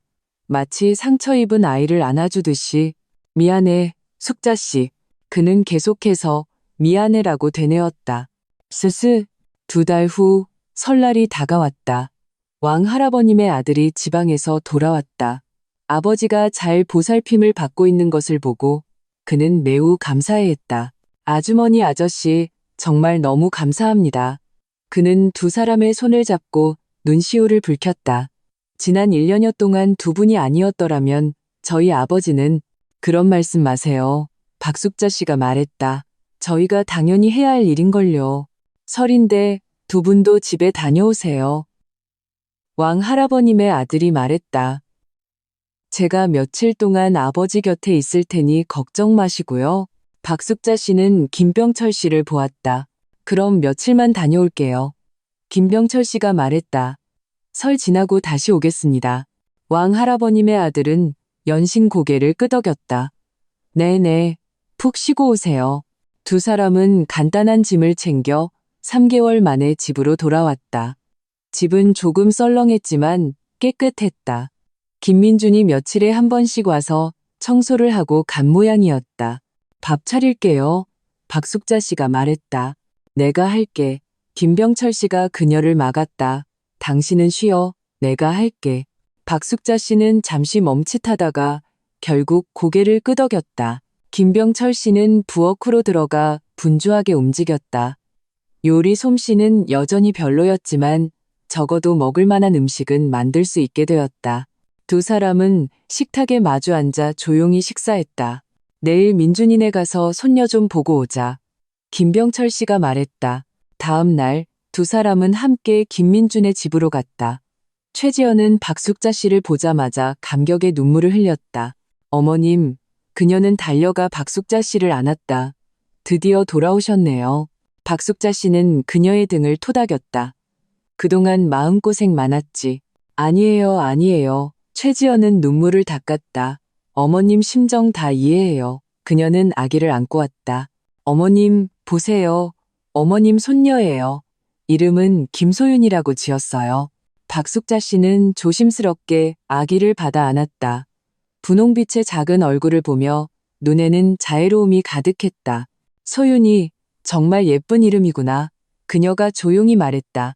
김민준이 다가왔다. 엄마, 몇 달 동안 고생 많으셨어요. No? 고생은 무슨. 박숙자 씨는 웃었다. 아빠도 고생했지. 김민준은 김병철 씨를 보았다. 아빠가 엄마 도와서 왕 할아버님 계속 돌보셨다고 들었어요. 김병철 씨는 손을 저었다. 당연한 거지. 온 가족이 함께 모여 분위기는 따뜻하고 화목했다. 하지만 김병철 씨는 느낄 수 있었다. 박숙자 씨가 웃고는 있었지만 눈에는 여전히 거리감이 남아 있었다. 수년간의 상처는 단 몇 달 만에 치유될 수 있는 것이 아니었다. 시후 설날 밤 온 가족이 식탁에 둘러앉아 저녁을 먹었다. 김민준이 술잔을 들었다. 아빠, 엄마, 올 한 해 고생 많으셨습니다. 새해에는 우리 가족 모두 화목하고 평안하길 바랍니다. 모두가 잔을 들었고 분위기는 화기애애했다. 식사를 마치고 모두 거실에 앉아 TV를 보았다. 아기 소윤이는 요람에서 곤히 잠들어 있었다. 최지연은 김민준의 어깨에 기댄 채 얼굴에 행복이 가득했다.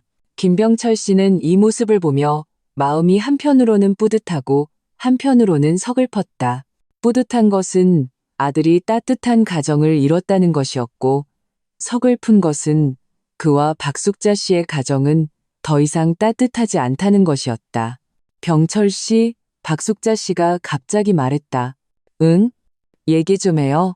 두 사람은 베란다로 나갔다. 밤하늘 아래 도시의 불빛이 환했고 곳곳에서 폭죽 소리가 들려왔다. 오랫동안 생각했어요. 박숙자 씨가 말했다. 우리 관계에 대해서요. 김병철 씨의 심장이 쿵 내려앉았다. 지난 몇 달 동안 당신이 변하는 모습을 지켜봤어요. 박숙자 씨가 계속 말했다. 당신은 정말로 만회하려고 노력했고 변하려고 노력했어요.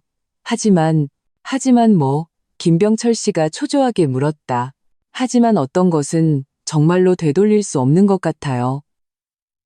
박숙자 씨의 목소리는 작았지만 단호했다. 수년간의 상처가 너무 깊어요. 제가 다시 당신을 믿을 수 있을지, 다시 마음을 열 수 있을지 모르겠어요. 김병철 씨의 마음이 무겁게 가라앉았다. 이혼하자는 얘기는 아니에요. 박숙자 씨가 말했다. 다만 말하고 싶은 건 제게 시간을 좀 주세요. 제가 천천히 용서하고 다시 시작할 수 있도록 노력해 볼 시간을요. 김병철 씨는 안도의 한숨을 내쉬었다. 알았어. 기다릴게. 얼마가 걸리든 기다릴게. 그리고 박숙자 씨가 말했다. 저는 계속 왕할아버님을 돌보고 싶어요. 그분은 이제 저에게 익숙해지셨어요. 제가 그냥 그렇게 떠날 수는 없어요. 나도 같이 갈게. 김병철 씨가 말했다. 어차피 나도 할 일 없어. 박숙자 씨는 그를 보았다. 눈빛에 복잡한 감정이 스쳐 지나갔다. 정말 확실히 생각한 거예요? 그녀가 물었다. 왕 할아버님을 돌보는 건 힘들어요. 여행도, 낚시도, 장기도 없어요. 견딜 수 있겠어요? 견딜 수 있어? 김병철 씨는 단호하게 말했다. 나는 수년간 충분히 즐겼어. 이제는 좀 의미 있는 일을 하고 싶어. 박숙자 씨는 한참 동안 침묵했다. 마지막에 고개를 끄덕였다. 그럼 같이 해요. 멀리서 새해를 알리는 제아의 종소리가 울려 퍼졌다. 폭죽 소리는 더욱 커졌고 불꽃이 밤하늘을 화려하게 수놓았다. 김병철 씨는 박숙자 씨를 바라보며 마음속에 희망이 솟아나는 것을 느꼈다. 그는 그들 사이의 균열이 아직 깊고 신뢰를 다시 쌓으려면 시간이 필요하다는 것을 알았다. 하지만 적어도 그들에게는 다시 시작할 기회가 있었다. 에필로그 3년 후 왕 할아버님은 평온하게 세상을 떠났다. 그의 마지막 몇 년 동안 박숙자 씨와 김병철 씨가 그의 곁을 지키며 돌보았다. 왕 할아버님의 아들은 눈물을 흘리며 말했다. 아주머니, 아저씨, 두 분은 가족보다 더한 분들이셨습니다. 저희 아버지가 평생에 두 분을 만난 것은 정말 큰 복이었습니다. 왕 할아버님의 장례를 치른 후 두 사람은 집으로 돌아왔다. 이번에는 정말로 집으로 돌아온 것이었다. 지난 3년 동안 김병철 씨는 행동으로 자신의 변화를 증명했다.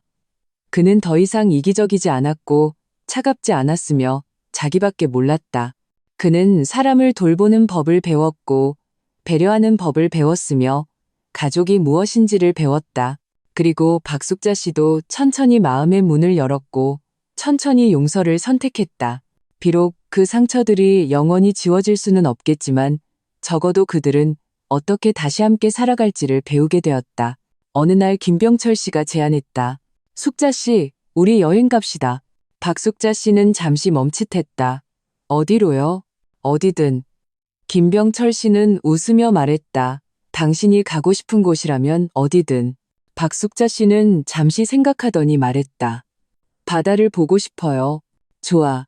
그럼 바다 보러 갑시다. 두 사람은 여행 상품을 예약해서 강릉으로 갔다. 바닷가에 서서 파도치는 수평선을 바라보며 박숙자 씨는 깊은 숨을 내쉬었다. 정말 아름답네요. 그녀가 말했다. 그래, 정말 아름다워. 김병철 씨가 그녀의 손을 잡았다. 앞으로 매년 바다 보러 옵시다. 어때? 박숙자 씨는 그를 보며 웃었다. 그것은 수년 만에 처음으로 그녀가 진심으로 짓는 미소였다. 좋아요. 해질녘 바다는 황금빛으로 물들었다. 두 노인은 손을 잡고 바닷가에 서 있었다. 석양 아래 그들의 그림자가 길게, 아주 길게 늘어져 있었다. 어떤 것은 잃어버리면 영원히 돌아오지 않는다. 하지만 어떤 것은 노력하기만 한다면 천천히 되찾을 수 있다. 신뢰처럼, 온기처럼, 그리고 가족이라는 느낌처럼.